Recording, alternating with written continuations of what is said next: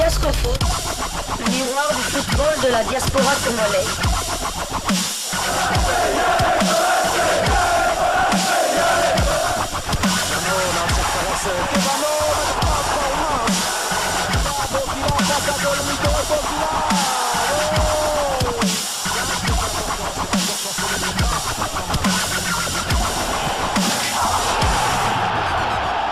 Diascofoot, le miroir du football de la diaspora congolaise. C'est une première cette saison. Ziggy Badibanga et les Tchorno Moretz Odessa se sont imposés. En effet, 2-0 devant la formation des Lviv en match comptant pour la 13e journée du championnat. L'attaquant congolais a fait son entrée à la 72e minute de jeu de cette explication. Ils ont été très réalistes sans se mettre en difficulté devant un adversaire qui était venu jouer son va-tout. Ils ont su marquer quand il fallait pour mettre en mal cette formation et qui aura tout tenté quand même. C'est une victoire importante, la deuxième de suite pour la suite du championnat, ce qui s'annonce vraiment comme une bonne chose, parce que le championnat est très ouvert. Les Tchorno Moretz Odessa occupent la 14e place du classement avec 9 points pour le moment et vont devoir travailler dur pour refaire leur état. Ils croiseront la formation de ROUK Lviv, donc un deuxième club de la même ville de Lviv, le vendredi 18 novembre prochain pour la 14e journée. Mais je viens tout juste de prendre connaissance du fait que ces matchs contre ROUK Lviv est reporté, je ne sais pas pour quelle raison, mais voilà, la formation de Tchorno Moretz Odessa est en pleine remontada et félicitations quand même à Ziggy Badibanga qui évolue au sein de cette formation, lui qui avant été du côté de la Moldavie, dans la formation de Sheriff Tiraspol. Rendons-nous en Turquie pour prendre des nouvelles quand même de Arthur Masuaku qui évolue du côté du Beşiktaş d'Istanbul en compagnie de Jackson Muleka.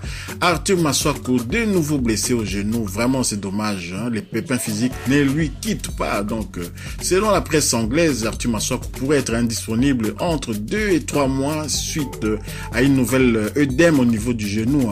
Pour rappel, le latéral gauche congolais qui appartient bien à West Ham jusqu'à présent traîne une blessure au genou depuis 2018 qui a suscité une opération en 2020. Donc voilà une très mauvaise nouvelle pour les Léopards de la RDC qui seront en lice dans le cadre de la 3e et 4e journée des éliminatoires de la CAN Côte d'Ivoire 2024. Donc voilà, nous perdons encore Arthur Masuaku. On doit déjà réfléchir à le remplacer à son poste. Nous savons que nous avons Glodingonda, nous avons également aussi Luzolo, Ernest Luzolo qui joue du côté du tout-puissant Mazembe.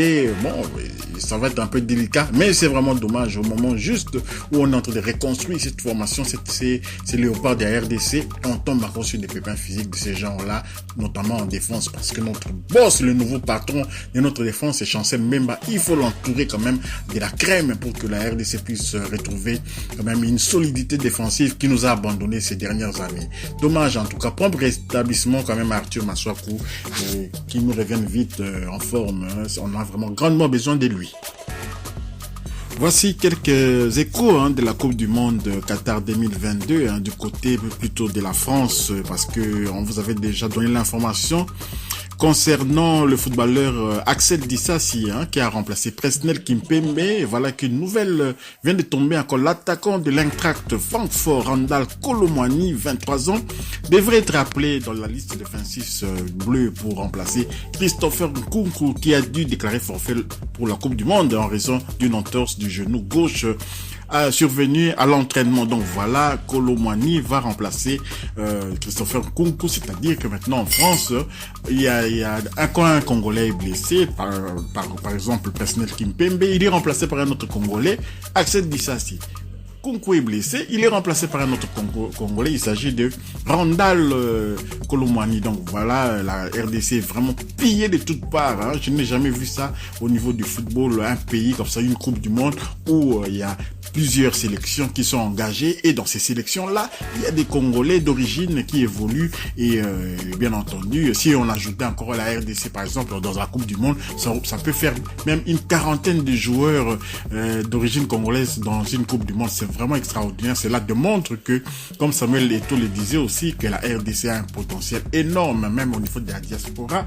Nos enfants, les Congolais, sont capables de pouvoir évoluer dans plusieurs sélections du monde. monde, hein, quand on voit encore les laissés pour compte, notamment en Angleterre, hein, Troisième, Wan-Bissaka, ils sont nombreux, hein, des Congolais d'origine quand même, qui pourraient jouer en équipe d'Angleterre, mais qui sont placés un peu à l'écart comme ça, mais eux-mêmes aussi, malgré cela, ils ne prennent pas conscience qu'ils devraient peut-être venir apporter un plus dans leur pays d'origine, mais ils s'obstinent à ne pas vouloir répondre aux convocations des léopards des RDC. C'est vraiment malheureux, c'est vraiment triste. On ne verrait pas ça pour d'autres nationalités, hein. Donc voilà, la RDC qui doit regarder Kolo Muani à la Coupe du Monde, la RDC qui doit regarder par exemple les Congolais de Belgique, là vraiment ils sont beaucoup plus nombreux encore que ceux de la France qui sont retenus dans la sélection du coach Martinez de la Belgique. Terminons ces numéros de Diasco Foot avec cette information concernant Bakambu, Cédric Bakambu Bakagol, qui a craché dans la soupe contre l'Olympique de Marseille. Hein. Hier soir, l'international congolais Cédric Bakambu a profité d'une interview avec le streamer Zach Nani pour tacler le président de l'Olympique de Marseille. Voici ce que les propos tenus par Cédric Bakambu. À l'entraînement, je jouais arrière gauche ou arrière droit. Incroyable. Il voulait de l'argent, sauf que moi, quand Pablo Longoria est venu me chercher, il me parle de 2 ans et demi et ce n'est pas pour que je reparte au bout de 6 mois. Donc j'ai dit non, je n'ai pas trop envie de partir, je reste. En plus, il y a le projet Ligue des Champions. J'ai mis des buts importants la saison passée. Pour moi, c'est légitime que je sois dans le projet, dans la continuité. J'ai juste dit que je voulais être dans le projet. Laisse-moi faire mon trou, ça va bien se passer pour moi. Voilà un discours inaudible pour Longoria quand même, hein, sauf qu'il ne l'entendait pas de cette oreille, dit Cédric Bakambu. Depuis, il y a eu des offres, hein, les offres sont tombées, ça parlait de 6 à 7 millions. Lui, il s'est dit, il ne veut pas partir, on va lui mettre la pression. Donc, il ne me faisait plus jouer, il me mettait à gauche. Pour te dire la vérité, à l'entraînement, je jouais arrière gauche, arrière droit, alors que je suis attaquant. Donc voilà un peu les propos tenus par Cédric Bakambu. On le faisait jouer en défense, on voulait le décourager, l'humilier un peu.